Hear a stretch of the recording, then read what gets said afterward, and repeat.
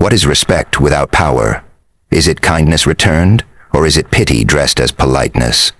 The truth most of us avoid is simple. The world does not honor what it cannot feel. And in a society obsessed with appearance, with shallow charm, with the performance of goodness, we are taught from childhood to be liked. We are told that to be agreeable, to be harmless is the highest virtue. But then, why do the harmless so often find themselves ignored, overlooked, discarded when it matters most? Why is it that those who dare to carry weight in their presence, who are not afraid of being disliked, command the very thing the nice ones beg for? Respect. This is not about cruelty nor about tyranny. It is about presence.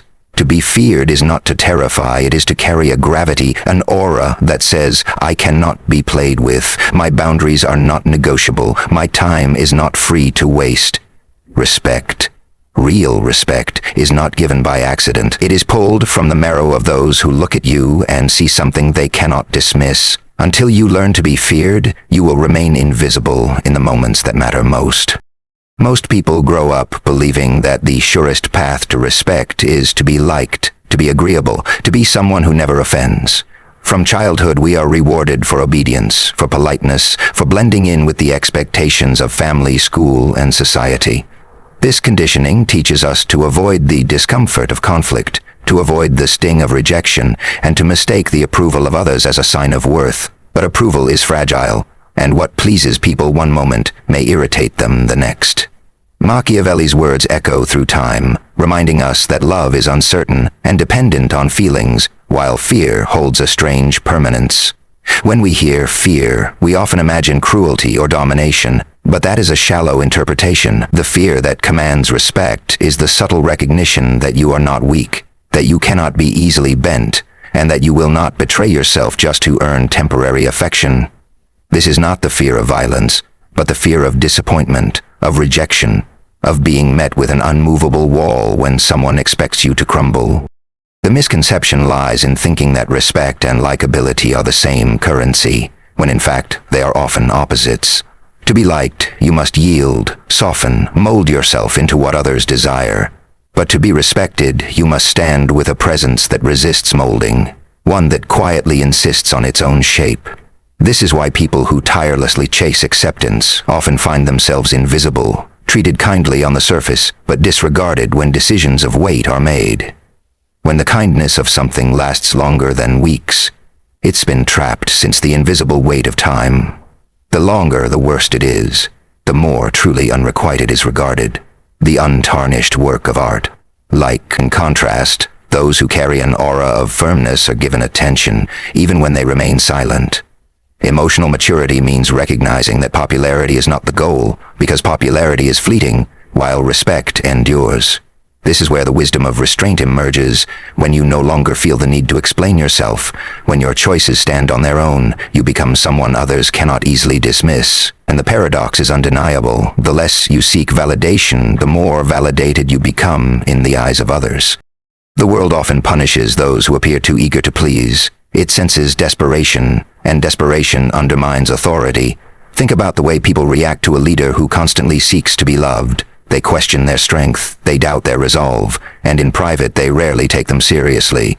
On the other hand, a leader who commands respect may not be adored, but their words carry weight, their silence carries meaning, and their presence shifts the room. This is not achieved through cruelty or harshness, but through a visible refusal to be swayed by every passing opinion.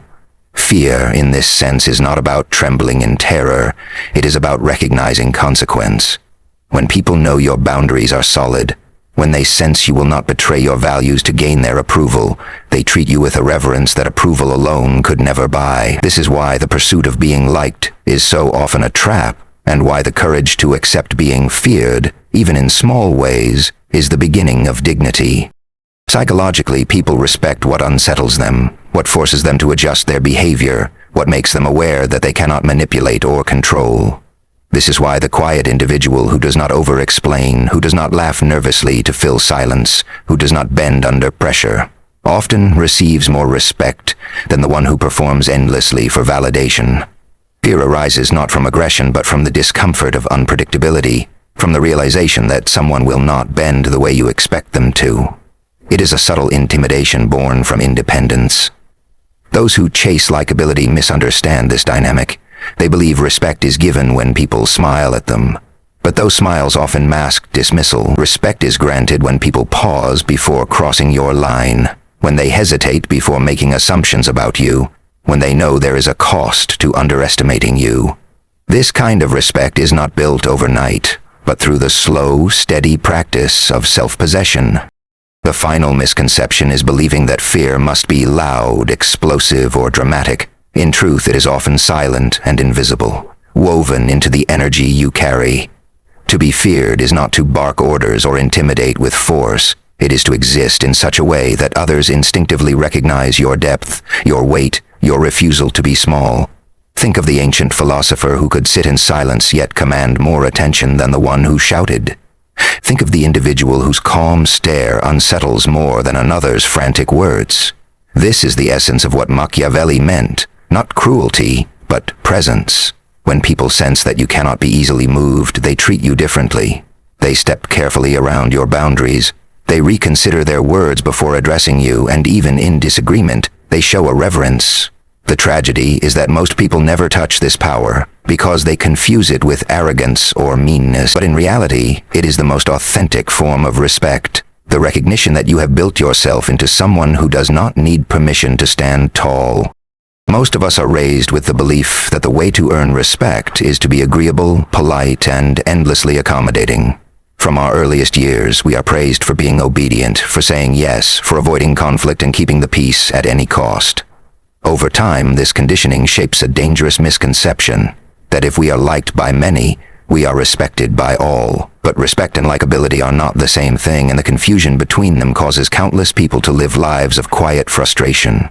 Niccolò Machiavelli wrote centuries ago that it is safer to be feared than loved, not because love is unimportant, but because love is unstable, subject to mood, whim, and shifting desire. Fear, in its truest sense, represents permanence, a recognition of strength that cannot be dismissed so easily. The problem arises when people hear the word fear and instantly imagine cruelty, domination, or violence. That is not the type of fear that commands respect. The fear that creates respect is not rooted in threat, but in presence. The kind of presence that tells others without words that you cannot be swayed, that you will not bend simply to win affection.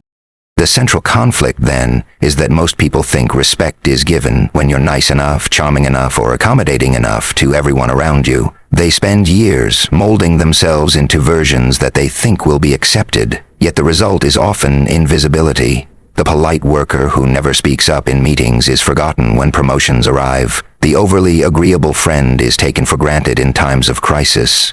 And the partner who never asserts boundaries finds themselves slowly resented rather than valued. Meanwhile, those who dare to be firm, to risk being disliked, to hold their ground even when it makes others uncomfortable, are treated with a quiet reverence. This is where the misconception takes its toll.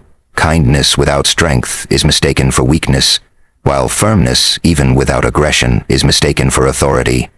People confuse likability with respect, when in reality they are often opposites. To be liked is to be soft enough to mold, to be reshaped endlessly by others.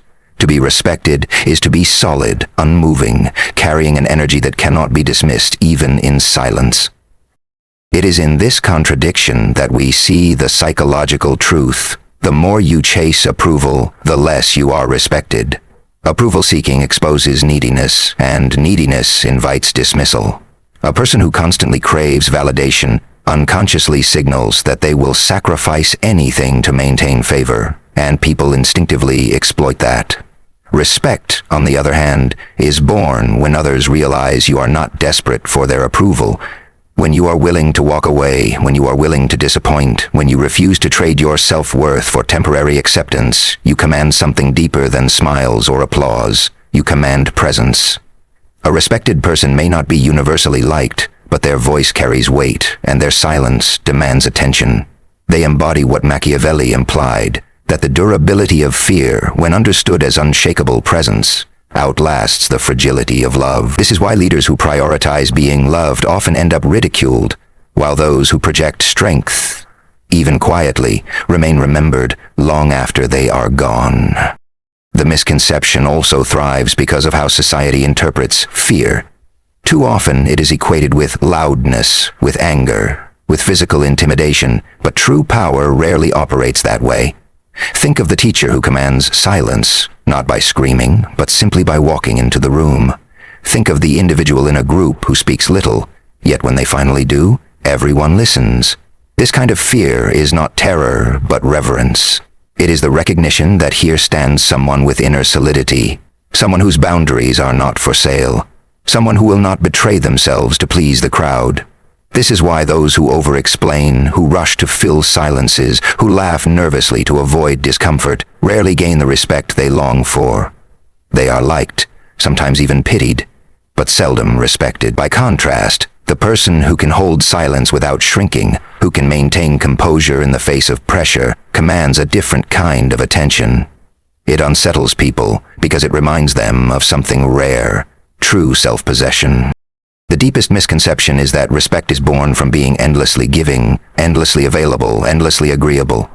In reality, that path often breeds exploitation, not admiration. People respect what they cannot control, what they cannot easily predict, what forces them to adjust themselves in response. The most respected individuals in history and in our personal lives are rarely the ones who bent to please everyone. They are the ones who carried boundaries like armor, who understood that to be feared in the right way is not to inspire terror but to inspire caution, and through caution, respect. Fear in this context is not a weapon but a shield, a natural consequence of strength. It is the recognition that while kindness may win hearts, strength earns reverence. And until we understand this distinction, we remain trapped in the misconception that likability is enough, never realizing that the respect we crave only comes when others sense we cannot be broken to gain it. Think about the countless times you have swallowed your voice just to keep the peace, moments when you nodded along even though your heart was screaming in silence. Perhaps at work, when you knew an idea was wrong but kept quiet so as not to upset a superior. Or in friendships, where you tolerated jokes that cut too deep because you feared rejection more than you valued your own dignity.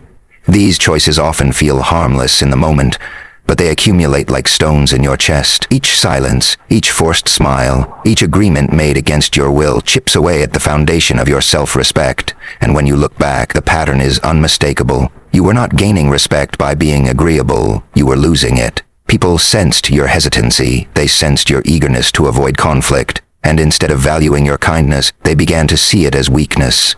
In their eyes, you became the one who could always be relied on to bend, and bending soon became breaking. There comes a sharp sting when you realize that kindness alone does not protect you from being overlooked. Maybe it was when a colleague who spoke half as much but with more firmness received recognition over you. Maybe it was when a partner dismissed your opinions because you had trained them, unintentionally, to believe you had no boundaries.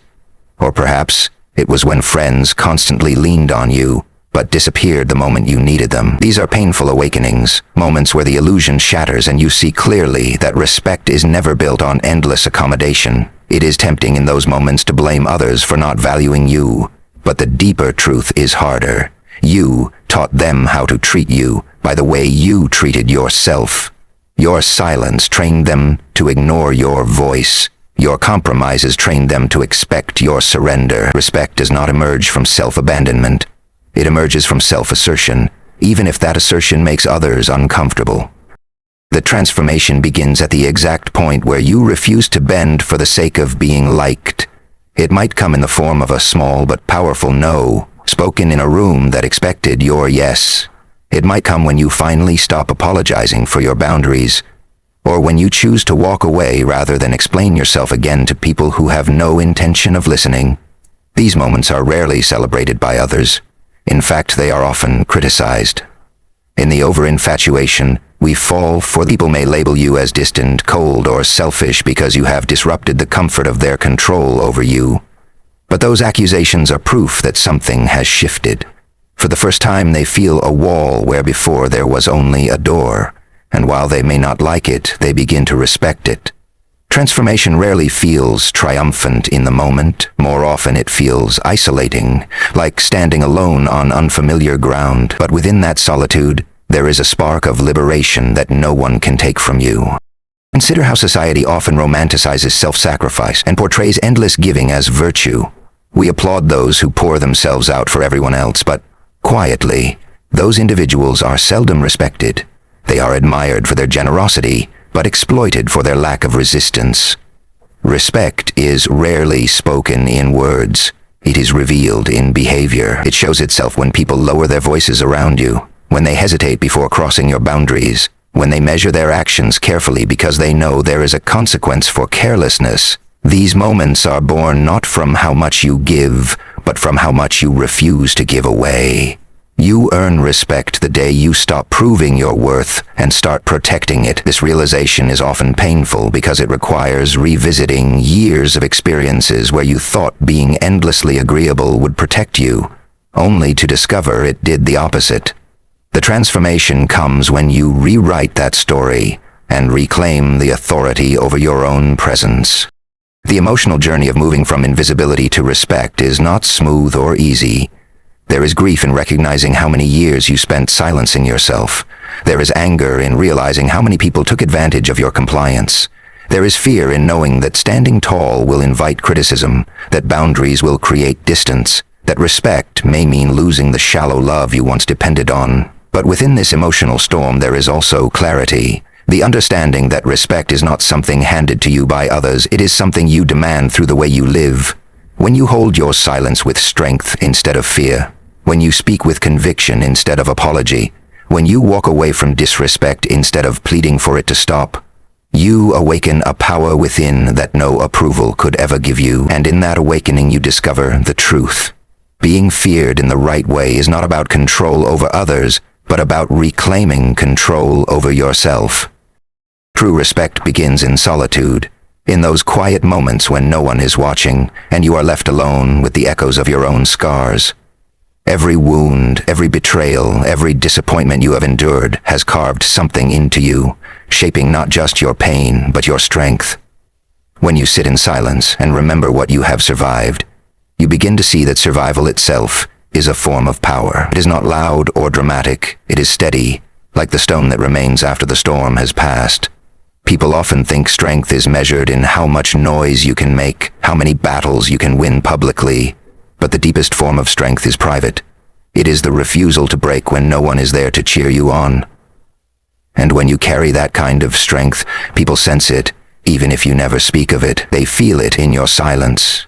They see it in the way you move through the world without desperation, and it unsettles them, because they recognize something they cannot easily touch or manipulate. This awakening is not about arrogance or aggression. It is about self-possession. Imagine entering a room and saying nothing, yet people notice you. They cannot explain why, but there is something in your presence that commands attention. That presence is born from years of enduring, from nights when you chose not to give up, from moments when you decided to walk away rather than break yourself for acceptance. Your scars become invisible armor, your silence becomes a shield, your stillness becomes a language louder than words. This is the paradox. True strength does not need to announce itself. It does not need validation or applause. It simply exists, and in its existence it demands respect. Others may not say it out loud, but they feel it instinctively. This is someone I cannot dismiss. This is someone who carries themselves differently. Someone whose boundaries are not a performance, but a reality. That is the essence of inner awakening, and it can only be built from within. To cultivate this kind of presence, you must first stop begging for acknowledgement. The moment you stop explaining yourself to those determined not to understand, you reclaim a piece of your power. The moment you stop apologizing for your standards, you reclaim another. Piece by piece, boundary by boundary, silence by silence, you reconstruct the foundation of your self-worth. People may not celebrate you for this. Some will resist it. Others will accuse you of being difficult or unkind, but that resistance is a sign of your transformation, because it means they feel the shift. Where once they found someone easy to bend, they now face someone who stands like stone, and stone unsettles those who are used to molding clay. The awakening is not about becoming untouchable. It is about becoming unbreakable in the places that matter most. You learn that solitude is not loneliness but sanctuary, that silence is not weakness but discipline, that scars are not shame but evidence of survival. The beauty of this awakening is in its stillness. It is not the kind of strength that must prove itself constantly. It is the kind of strength that knows it has nothing left to prove. When you carry this energy, others adjust around you without even realizing it. They lower their voices, they watch their words, they hesitate before crossing boundaries, not because you threaten them, but because they feel the quiet gravity of who you are. This is fear in its most refined form, the fear of underestimating you, the fear of losing your respect, the fear of realizing they cannot control you. It is a fear that comes not from harm but from consequence, not from aggression but from awareness. And as they adjust, you finally see what real respect looks like.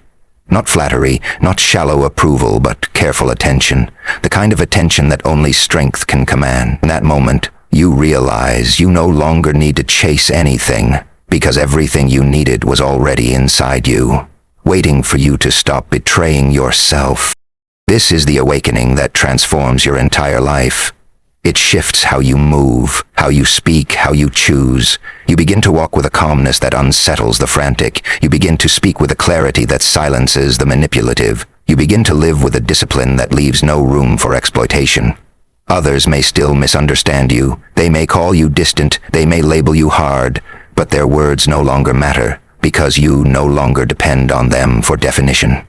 Your strength is no longer measured by their approval, but by your refusal to abandon yourself again. And this is where true respect is born, in the knowledge that you have awakened to your own worth, that you carry it like light through the darkness, that you need nothing from anyone to confirm it. The power to be feared in the right way, to be respected, is not an act you perform for others. It is the quiet revolution of finally becoming whole within yourself. Respect has always been misunderstood. Many spend their lives believing that if they are kind enough, generous enough, endlessly agreeable, the world will honor them. Yet life has a way of teaching the opposite.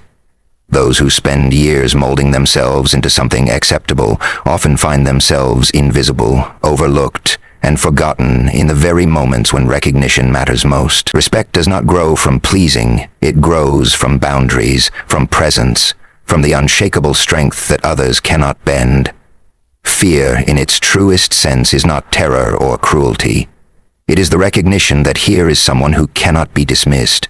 It is the caution that arises when others sense a line they cannot cross, a wall that will not crumble, a soul that will not betray itself for approval. The misconception that being liked equals being respected leaves countless people in quiet despair. They smile when they want to speak. They agree when they want to resist. They silence their own truth in exchange for temporary comfort. But all of these small betrayals accumulate until dignity itself is weakened, and then comes the awakening. The moment when you realize that true respect is never given freely, it is earned. The moment you decide you will no longer trade your self-worth for approval. Respect arrives when you stand tall, even if it makes others uncomfortable. It appears in the eyes of those who once underestimated you but now hesitate before crossing you. It comes not from performance but from presence. The path to this kind of respect is not loud. It does not come from shouting, forcing, or demanding attention. It comes from stillness. It comes from silence held with strength. It comes from scars worn without shame. When you have survived betrayal, disappointment, and rejection, you carry something in you that no applause can give and no criticism can take away. You begin to move differently, speak differently, live differently. Your very existence reminds others that you are not clay to be molded, but stone shaped by fire. That quiet gravity unsettles people, but it also compels them to respect you. Because deep down, respect is not admiration, it is recognition of power. And power is born in the refusal to be broken. The real revolution is not about forcing others to treat you differently. It is not about outward validation or superficial approval. The real revolution happens inside when you finally decide that you will no longer abandon yourself for acceptance. You awaken to your worth. You walk in it. You breathe in it. You carry it like light through the darkness. Respect is not asked for. It is commanded by the way you live. And when you learn to carry that strength, to let others feel the fear of underestimating you, you discover that respect was never about them at all. It was about you all along. Thank you for listening. May you carry this truth with you. May you walk with strength. May you never again betray your own worth. God bless you.